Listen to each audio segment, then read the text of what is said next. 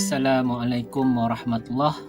In today's discussion, we want to discuss about the supply of labor to the economy, and the discussion will focus on the decision to work by an individual worker. The following is the outline of the discussion. The first part of it is to understand some trends in labor force participation and hours of work. Particularly, you will see in the textbook the statistics given are based on the case of the United States. I want to focus more on the theory of the decision to work, and then we will also look into some policy application of the theories that we discuss in this chapter. To begin the discussion, let's consider this figure. It shows the determinants of labor supply in the economy. There are few important concepts that you need to understand before we go further into understanding the idea of labor supply. Remember earlier, I have shared with you some important terms that we use.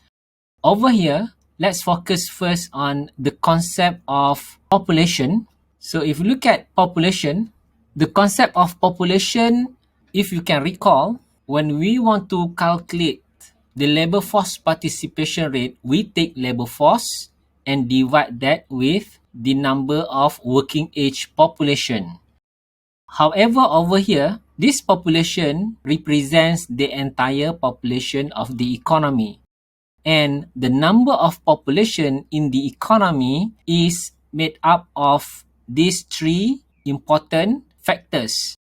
Number one is the number of births in the country. That would contribute to the number of population.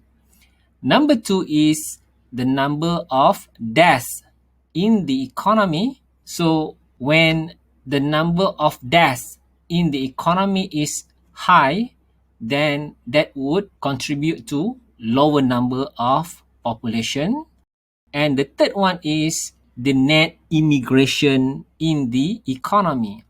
When we consider net immigration, we are taking the number of people coming into the country minus the number of people exiting the country. Or in another way to put it, we are taking the number of immigrants minus the number of emigrants. That's how we get to the number of total population in the economy. Given the number of population, when we say labor supply, labor force participation rate is one good indicator of labor supply in the economy. So please remember that this is one proxy of the labor supply in the economy. I hope you still remember how to calculate labor force participation rate as we have discussed this earlier. Once we get to labor force participation rate, there are few more important things that we need to consider when we want to understand not just the quantity but also the quality of the workers. The first one is to understand the decision to work by workers in the economy. Therefore, we need to understand the concept of hours of work here. How workers decide how many hours they want to work and how many hours they want to allocate for leisure. The next one to our concern is once we understand these two things, all right, labor force participation rate would give us the idea of labor supply in the economy, while hours of work would give the individual workers decision to join the labor market, how many hours they are ready to allocate for work. Once we get to proper understanding of these two concepts, then we can get to some ideas of the quantity of labor in the economy. Quantity is one thing, but as the economy progresses towards more advanced technology, then the emphasis will be more on the quality of labor or worker. Quality becomes more and more important now. Nonetheless, the mixture between quality and quantity need to be there in the economy.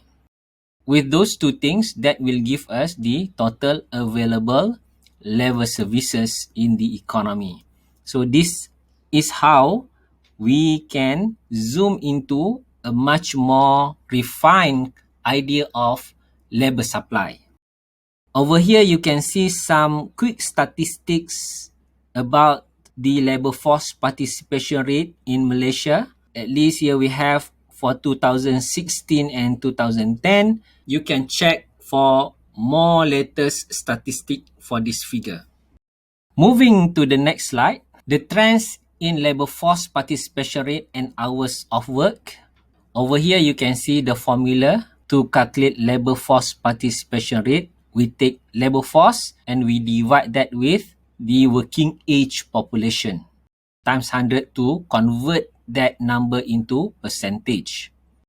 Over the past decades, the labor force participation rate for women has shown a significant increase, not just in the developed countries, but in general in the entire world.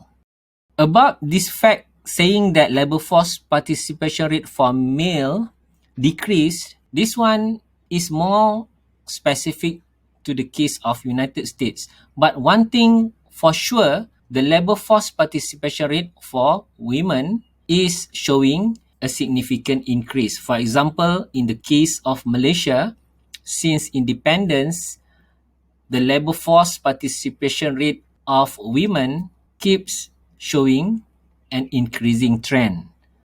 One of the reasons why we find the rising labor force participation rate of women is due to more women now have the opportunity for better education, and that contributes tremendously to the higher labor force participation rate of women. Hours of work. Initially, American workers worked 55 hours per week. When we say hours of work, you can read this fact about the United States. But even in the case of Malaysia, hours of work in general has shown a slight decrease as compared to 1980s, for example, because there are few changes to the hours of work in Malaysia over the past decades. For your information, Malaysian used to work half day on Saturday. There was a time when workers, especially the public servants, they have to work half day on Saturday from 8 to 1 p.m. Later, under the Abdullah Badawi administration, he announced for an alternate working Saturday. That means one Saturday you work, the coming Saturday is a holiday, then the third Saturday work again. That's basically contributed to much lesser hours of work per week for Malaysian.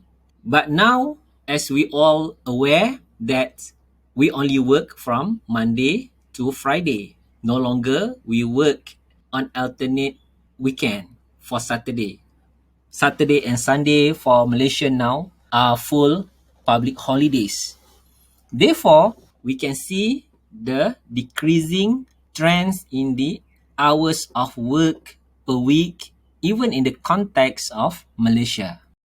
That's come by the decision of the government. So in this table, we find the labor force participation rate of female in the United States from 1900 to 2011, and we also find that the subcategories of labor force participation of women according to their status, such as single, divorced, and married. So you can observe the trend. If we look at the overall trend here for all females, it shows the rising trend over the years. These are some other statistics, but let's go to the theory to understand about the labor supply. First, we want to understand the theory of the decision to work, because households are the providers of the labor input to the economy. When households offer their skills and knowledge for the purpose of production process and they are paid for that input, then that's a form of work taken place in the economy. So this exchange between households and firms in the resource market, where households offer their skills and knowledge, and in return they get wages or salaries. Labor is the most abundant and important factor of production. Therefore, a country's economic performance depends a lot on the willingness of its people to work. Not just willingness, as we have seen earlier, it also involves willingness may provide the quantity, but we also need quality. To understand a worker's decision to work, let's first look at a person's discretionary time. Basically, in general, we have 16 hours discretionary time per day. We can divide a person's discretionary time into 3 categories. The first one is we work for pay so that we can bring back income, and with that we can use the income for our consumption expenditure. Number 2, we also need to allocate some times on leisure, indicated by capital L here. And these two activities, work and leisure, need to be allocated within the 16 hours, theoretically speaking. Why 16 hours? Because out of the 24 hours that we have, we assume that 8 hours is allocated for sleeping. So this 16 hours is the non-sleeping time. And the non-sleeping time now become the discretionary time that an individual needs to decide how they want to spend those available hours. To understand further the theory, let's revisit some basic concepts, and this is more related to the demand for goods and services. Now, let's focus on demand for goods and services. When we want to buy certain items, we need to look at the opportunity cost of the good. That means the market price of that particular good, because the opportunity cost of spending some money for that good means we are foregoing some other items. That's the first concept. Number 2, our demand for certain goods also depends on our level of wealth. And number 3, demand for certain goods and services also depends on one's sets of preferences. Let's relate these ideas to the decision to work. Imagine now you are ready to offer yourself as a worker in the job market. How you will decide on your decision to work? First, you will consider the level of opportunity cost of leisure.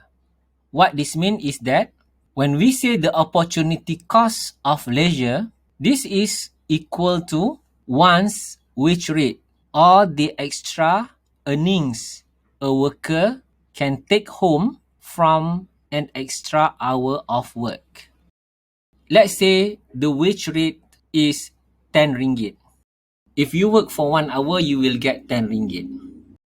Now, are you willing to forego an hour of leisure for this 10 ringgit? It depends on how you value between your leisure time and that 10 ringgit. Now, let me increase that wage rate. Let's say the wage rate now is 500 ringgit per hour. Are you willing to forego your leisure time for this 500 ringgit for an hour work? Therefore, here we see that the wage rate gives us the opportunity cost of leisure. Because if you want to get that wage, you need to forego leisure.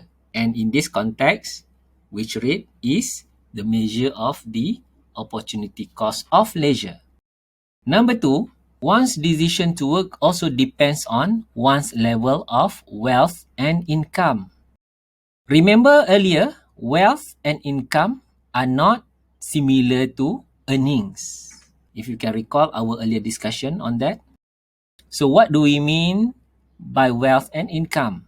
Wealth represents the entire amount of properties, including your salary, your other forms of properties such as holdings of bank accounts, financial investments, properties that give you rental incomes, and so on and so forth. That represent some ideas of wealth and income.